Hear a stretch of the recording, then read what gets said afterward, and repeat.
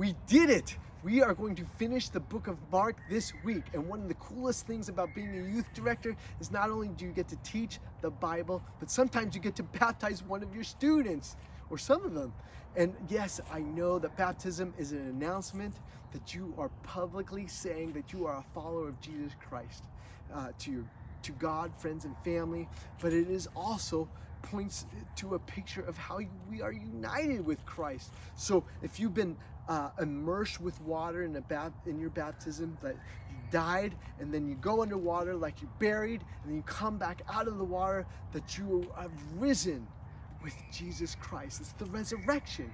And that's what Mark chapter 16 is all about, the resurrection. Now, if it ends in verse 8, we get an announcement of the resurrection. We don't get an appearance of the resurrection. And that's like us too. We weren't actually there. We've heard about the resurrection. We've learned about it. We've been taught it. But we weren't actually there. Now, some of you guys have maybe done your homework, trying to investigate, trying to look into the evidence, if it's really true or not. But you all have to respond with this of the announcement. Jesus has risen. So I love how the women are just being led by their hearts, because they get up very early in the morning to honor Jesus' body by anointing them with spices. And then they're so much led by their hearts, because they don't even know who's going to roll away the stone. And when they get to the tomb, they find that the stone is rolled away. And so someone stronger than them has done it, has rolled away the stone. And I love that, because right now I really need somebody who's stronger than me. I have no confidence in the flesh. This world is crazy. It seems like our nation is divided. People are so angry. And a lot of times I find myself, I don't even know what to pray for. So I just love that I need to put my hope in somebody stronger than myself.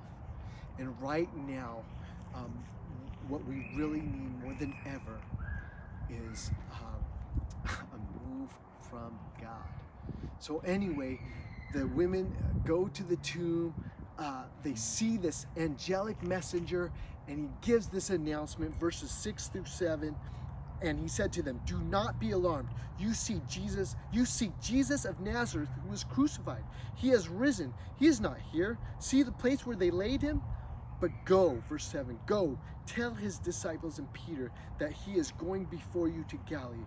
Then you will see him, just as he has told you." What an announcement! Not only is he the Lamb who takes away the sin of the world, but he's the greatest of all time. He's not here, he's risen. And I love this part about Peter. Go tell the disciples and Peter. It's not a message of condemnation and shame. It's a message of grace and second chances. So if it ends at verse 8, and all you get is an announcement that Jesus is risen, you get the women not of faith, but fleeing in fear. How do you respond? And in all these teachings of Mark that we've been through, he doesn't tell us what to do. Now, I am literally standing amongst people who are literally dead and buried. But you know what? They all know a secret.